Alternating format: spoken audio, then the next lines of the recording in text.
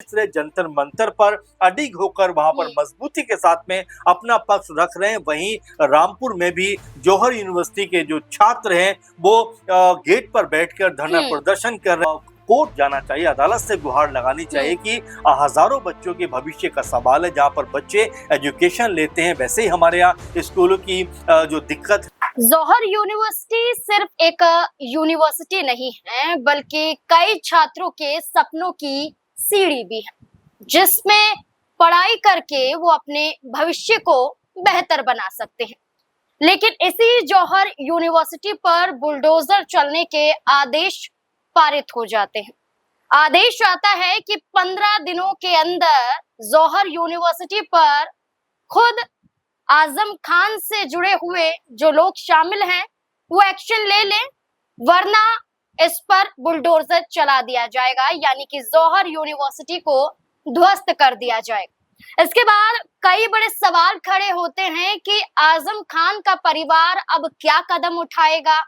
कोई कहता है कि इलाहाबाद हाई कोर्ट का रुख करना चाहिए, कोई कहता है कि रामपुर विकास प्राधिकरण से बात करनी चाहिए, कोई कुछ राय देता है तो कोई कुछ कहता हुआ नजर आता है। और इस जौहर यूनिवर्सिटी के समर्थन में कई विपक्ष के बड़े चेहरे खुलकर सामने आ रहे हैं।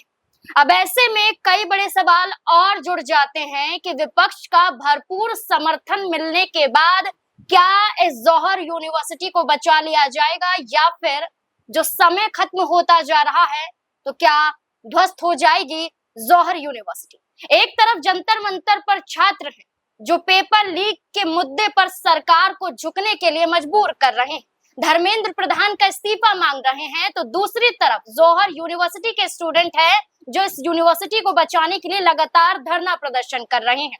और इसी से जुड़े हुए तमाम सवालों पर चर्चा करेंगे और जवाब खंगालने की कोशिश करेंगे। वरिष्ठ सहयोगी अमन जी हमारे साथ मौजूद है। सर, जौहर यूनिवर्सिटी इसको लेकर जो ऐसे फैसला सामने आया उसके बाद से ही तमाम चर्चाएं शुरू हो गई। पहले ये कहा गया कि बच्चों को किसी और यूनिवर्सिटी में शिफ्ट किया जाएगा, लेकिन अब बच्चे खुद ही धरने पर बैठ जाते हैं और ये मांग करते हैं कि यूनिवर्सिटी को टूटने नहीं देंगे। क्या लगता है कि क्या वाकई जौहर यूनिवर्सिटी को बचाया जा सकता है? देखिए, बिल्कुल जिस तरह का लगातार मामला ये सामने आया उसके बाद में तमाम प्रतिक्रियाओं का दौर भी सामने आया, तमाम टिप्पणियां की गई, तमाम बयान दिए गए। लेकिन जिस तरह से इस पूरे मसले के ऊपर जो कह सकते हैं कि राजनीति हो रही है, बयानबाजी हो रही है, उससे क्या यूनिवर्सिटी बच पाएगी, ये अपने आप में बड़ा सवाल है। क्योंकि अभी तक हमने देखा कि चाहे जो पॉलिटिकल पार्टी हो, चाहे समाज सेवी हो या शिक्षा से जुड़े हुए लोग हो, तमाम तरह से यही बात कहते हुए नजर आते हैं कि शिक्षा के मंदिर को इस तरह से ध्वस्त नहीं किया जाना चाहिए, यानी पुनर्विचार करना चाहिए सरकार को, ये कहते हुए दिखाई पड़े। लेकिन अब इन सब के बीच में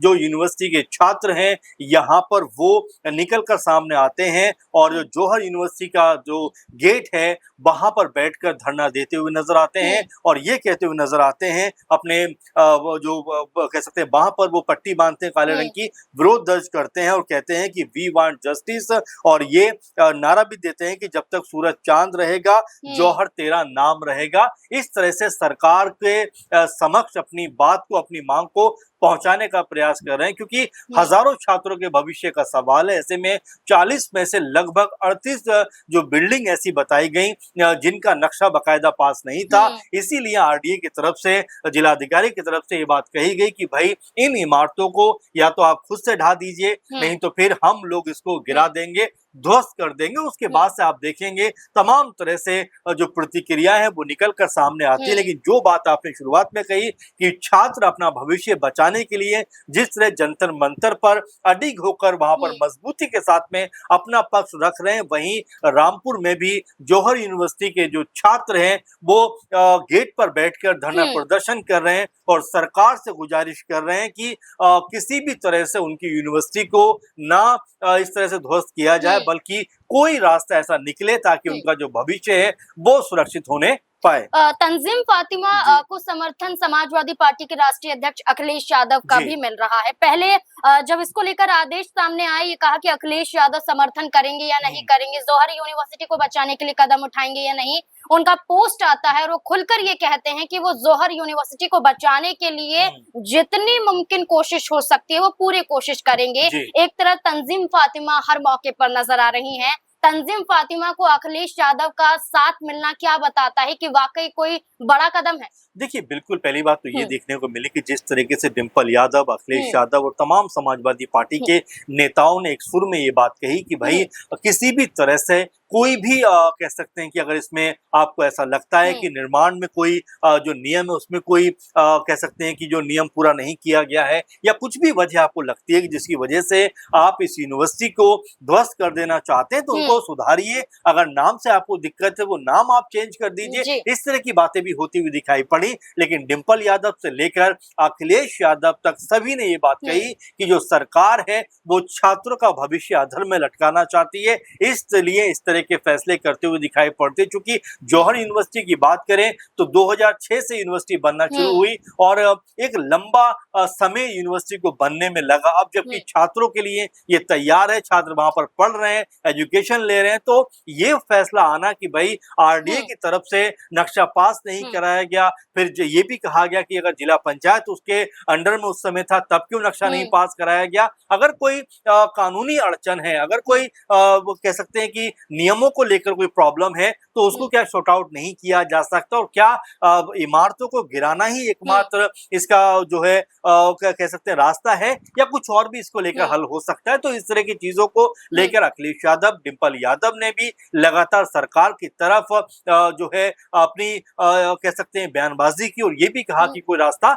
निकलना चाहिए। अच्छा सर, अगर अपने स्तर पर वाकई कोई रास्ता नहीं निकल पाता है, क्या अदालत का रुख किया जा सकता है? देखिए, जाहिर बात है कि यहाँ पर जिस तरह से ट्रस्ट की तरफ से भी कहा गया और लगातार लोग ये बात कहते हुए नजर आ रहे हैं कि कोर्ट जाना चाहिए, अदालत से गुहार लगानी चाहिए कि हजारों बच्चों के भविष्य का सवाल है। जहाँ पर बच्चे एजुकेशन लेते हैं वैसे ही हमारे यहाँ स्कूलों की जो दिक्कत है और ये भी आरोप लगते हैं कि योगी सरकार में, मोदी सरकार में या जो सेंट्रल और स्टेट की सरकार है वहां पर जो तमाम स्कूल बंद हो जाते हैं। ऐसे में अगर जो छात्रों के लिए अगर यूनिवर्सिटी को भी ध्वस्त कर दिया जाएगा तो ये छात्र आखिर कहाँ जाएंगे। और रामपुर के लिए आजम खान हमेशा ये बात कहते रहे कि उन्होंने कलम पकड़ाने का काम किया है, छात्रों को, बच्चों का भविष्य उज्जवल करने का काम किया है। ऐसे में अगर यूनिवर्सिटी को बचाने के लिए अगर कोर्ट जाने की भी जरूरत पड़े तो मुझे लगता है कि जो ट्रस्ट के लोग हैं और आजम परिवार जो है वो कोर्ट का रुख करता हुआ दिखाई पड़ेगा। लेकिन अभी फिलहाल इसकी मियाद है और क्योंकि 15 दिन का समय दिया गया है, ऐसे में क्या कोई बड़ी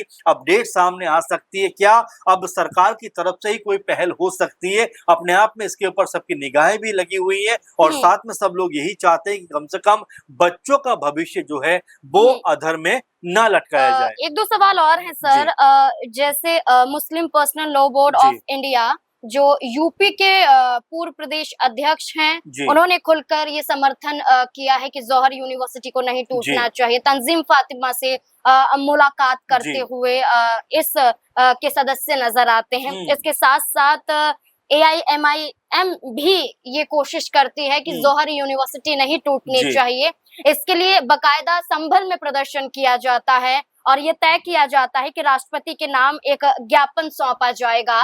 तो AIMIM का समर्थन मिलना, मुस्लिम पर्सनल लॉ बोर्ड का समर्थन मिलना, चंद्रशेखर आजाद भी खुलकर समर्थन करते हुए नजर आते हैं। तो ये तमाम बड़े चेहरों का समर्थन मिलना क्या लगता है कि सिर्फ जौहर यूनिवर्सिटी के लिए ही नहीं बल्कि आने वाले चुनाव में भी बड़ा फायदा पहुंचा सकती है? देखिए, जाहिर बात है क्योंकि यहाँ पर जिस तरह से AM की तरफ से कहा गया वो अपने आप में देखने वाली बात है, साथ में कांग्रेस पार्टी की तरफ से लगातार आवाज बुलंद की गई वो भी देखने वाली बात है और तमाम जो शिक्षाविद हैं जो चाहते हैं कि देश का भविष्य बेहतर हो, शिक्षा में देश आगे बढ़े, उनका एक ही कहना है कि क्या इन इमारतों को गिराना ही एकमात्र रास्ता है या इसकी जगह पे कोई दूसरा रास्ता भी निकल सकता है। ये तमाम लोग कहते हुए नजर आते हैं और इस बात को लेकर अब कहीं ना कहीं हो हल्ला भी मचता हुआ नजर आता है क्योंकि अभी जंतर मंतर पर जिस तरह का प्रोटेस्ट चल रहा है, जिस तरह से बच्चे वहां पर बैठे हुए हैं, जिस तरह से छात्र अपनी मांग को रख रहे हैं, तो हो सकता है कि अब सरकारों के अंदर भी इस भावना का कहीं ना कहीं संचार देखने को मिले कि छात्र अगर उनका भविष्य अंधकार में नजर उनको आएगा तो वो अपनी आवाज आवाज बुलंद करने से पीछे नहीं हटेंगे, क्योंकि पॉलिटिकल सपोर्ट तो मिल ही रहा है। अब ऐसे में जो छात्र हैं वो भी यूनिवर्सिटी के गेट पर बैठकर लगातार सरकार से गुहार लगा रहे हैं, मांग करते हुए दिखाई पड़ते हैं। अब यहाँ बड़ा सवाल ये बन जाता है कि क्या सरकार या जो फैसला किया गया है उससे 2 कदम पीछे हटा जा सकता है? क्या कोई रास्ता बनाया जा सकता है, या फिर यूनिवर्सिटी का ध्वस्त करने का जो आदेश आया है वही एकमात्र रास्ता है? इसको लेकर तमाम तरह की न सिर्फ बयानबाजी हो रही है, और जैसा आपने भी कहा कि एएम की तरफ से ये तक कहा गया है कि राष्ट्रपति की तरफ हमें ज्ञापन भी सौंपना चाहिए, और आने वाले दिनों में हो सकता है ज्ञापन सौंपा भी जाए। लेकिन उससे बड़ी बात यह है कि क्या यहाँ उत्तर प्रदेश में चुनाव है, क्या ये पॉलिटिकल मुद्दा भी अपने आप में बनता हुआ दिखाई पड़ेगा? क्या सपा की तरफ से पॉलिटिकल तौर पर भी इसको मजबूती से उठाया जाए? क्योंकि अभी तक तो अखिलेश यादव और तमाम सपा जो है वो जंतर मंतर पर जो छात्र प्रोटेस्ट कर रहे हैं उनके साथ में खड़े हुए दिखाई पड़ते हैं। क्या आने वाले दिनों में जो जौहर यूनिवर्सिटी के बाहर ये छात्र प्रदर्शन कर रहे हैं, क्या इनके साथ भी अखिलेश यादव और तमाम समूची जो सपा है, क्या वो खड़े हुए दिखाई पड़ेंगे? ये अपने आप में लगा हुआ। बिल्कुल सही बात कि यूनिवर्सिटी बचनी चाहिए, चाहे इसके लिए विकल्प कोई सा भी चुनना पड़े। अब देखना होगा कि तंजीम फातिमा लगातार जौहर यूनिवर्सिटी को बचाने के लिए अपना पूरा योगदान दे रही है, सड़कों पर है, छात्रों के साथ है, और छात्र भी लगातार इस यूनिवर्सिटी को बचाने के लिए धरने पर बैठे हैं। देखना होगा कि सरकार द्वारा अब क्या रुख किया जाएगा, आरडीए की तरफ से क्या फैसला लिया जाएगा। इस पूरे मुद्दे को लेकर आपको क्या लगता है? अपनी राय हमारे साथ जरूर साझा करें। धन्यवाद।